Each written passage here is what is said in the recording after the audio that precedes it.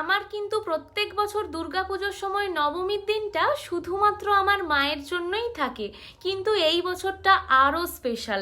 কেন বলো তো? কারণ মায়ের সাথে মায়ের মা মানে দিদাকে নিয়েও ঘুরতে বেরিয়েছিলাম। তাই আগে ভাগেই ডিসাইড করে নিয়েছিলাম কোনো ভালো জায়গাতেই যাব, কিন্তু দুজনেই দূরে কোথাও জার্নি করতে পারে না।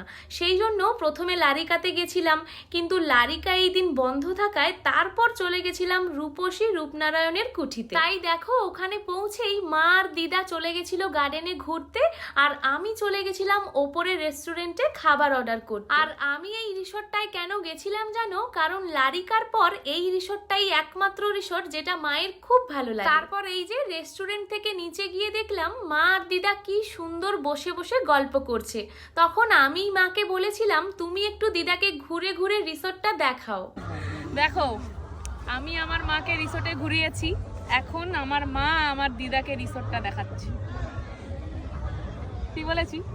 যাকে দিদা আর মাকে একসাথে পেয়েছিলাম, মানে দুজনকে একসাথে ঘুরতে নিয়ে গেছিলাম।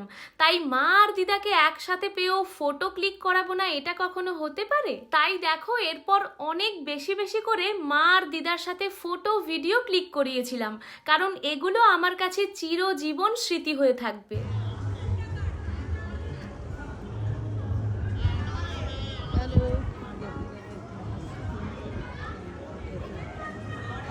নাচতো, ফটো তুলতো, এখন পারছে না। ভিডিও করতে তখন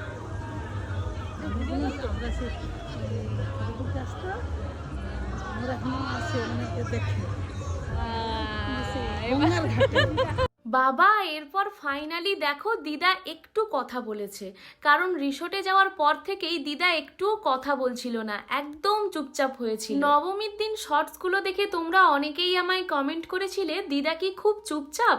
আসলে কি বলতো, দিদা প্রথমবার এইরকম একটা জায়গাতে গেছিল, তাই হয়তো প্রথমে একটু চুপচাপ ছিল। জানো তো, পৃথিবীর সব সুখ একদিকে, আর মা দিদাকে একসাথে কোথাও ঘুরতে নিয়ে যাওয়ার সুখ আরেক দিকে। আমার যে এই সময় কি ভালো লাগছিল সেটা তোমাদের ভাষায় বলে প্রকাশ করতে পারবো না।